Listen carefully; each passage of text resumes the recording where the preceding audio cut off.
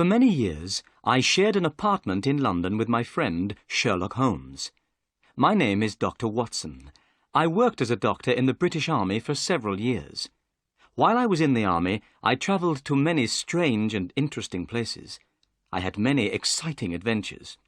Then one day, in Afghanistan, I was shot in the shoulder.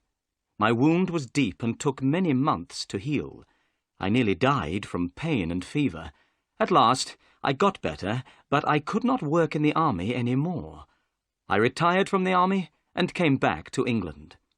That is why I was living in London with Sherlock Holmes. I had known my friend for many years. Our address was 221B, Baker Street, in the centre of the city. I enjoyed sharing an apartment with Holmes. My friend was a very clever man. He was the most famous private detective in London. He helped to solve crimes and catch criminals. When people were in trouble or needed help, they came to Holmes. Sometimes the police came to Holmes and asked for help in catching a criminal. Sherlock Holmes did not care if his clients were rich or poor. He enjoyed solving their interesting problems. He was very happy when he was working. It was the most important thing in his life. One afternoon, I was reading a book and Holmes was standing by the window in our sitting room. Usually, he was very busy and active, but this afternoon he did not seem very happy. I was worried about my friend. "What's the matter with you today, Holmes?" I asked. "Come and stand at the window, Watson," Holmes said. "Look out into the street. See how uninteresting London is today." It was winter. The street outside was almost empty. Everyone was at home in front of their warm fires. "I need some work, Watson," said Holmes impatiently. "I cannot live without interesting problems and mysteries. That's why I became a private detective. I love my work. It keeps my brain active. But when there are no crimes and no mysteries to solve, then life becomes very boring for me." He turned sadly away from the window. At that moment, there was a knock at the door. Our housekeeper came into the room. She was carrying a small white card on a silver tray. Holmes picked up the card. "Miss Mary Morstan," he read aloud. "I don't know anyone of that name. Please ask the lady to come in. Perhaps it is a new client." A few moments later, Miss Morstan entered the room. She was young and not very tall, with blonde hair and blue eyes. Her clothes were not fashionable, but they were clean and tidy.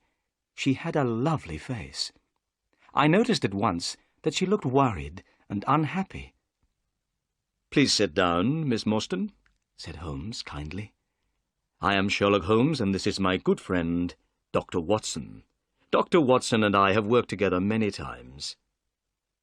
"I'm very pleased to meet you both," said the young lady. Then she turned to Holmes and looked at him with her lovely blue eyes. "Mr. Holmes, I've heard that you give people good advice. I'm not a rich woman, but I hope you can help me too. Something very strange has happened. Mr. Holmes, I need your help." The picture sequence from the cinema has finished. You can look at it once more if you want. Holmes rubbed his hands together excitedly. His eyes shone, and he leant forward in his chair. "Tell us your story," he said.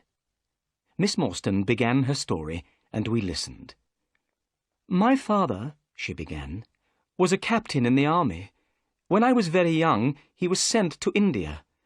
My mother was dead, and I had no other relatives in England. So, while my father was away, I was sent to school. When I was 17, I received a letter from my father.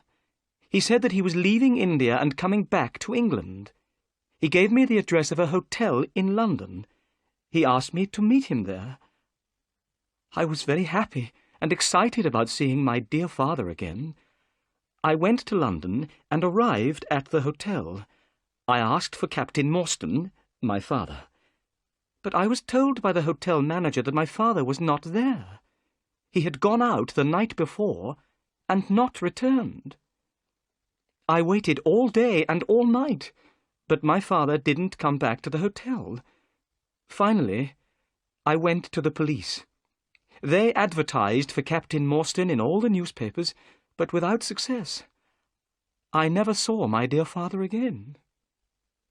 Miss Morstan began to cry. Holmes opened his notebook. "What was the date that your father disappeared?" he asked. "It was the 3rd of December, 1878. Nearly 10 years ago." "What happened to his luggage?" "It was still at the hotel," replied Miss Morstan.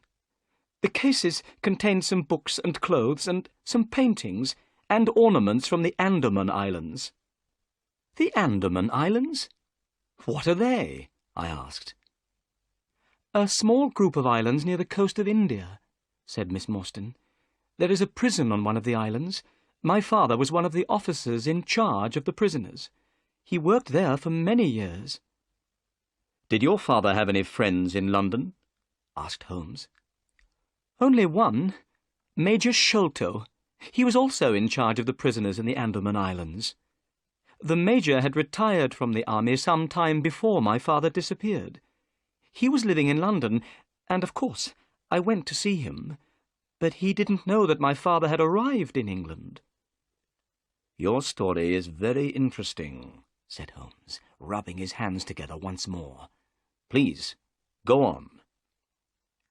"4 years after my father disappeared," continued Miss Morstan, "I saw an advertisement in the newspaper. The date was the 4th of May, 1882. To my surprise, the advertisement asked for the address of Miss Mary Morstan. It said that if I advertised my address, I would receive some very good news." "What did you do?" asked Holmes. "I advertised my address in the same newspaper. The next day, I received a small cardboard box.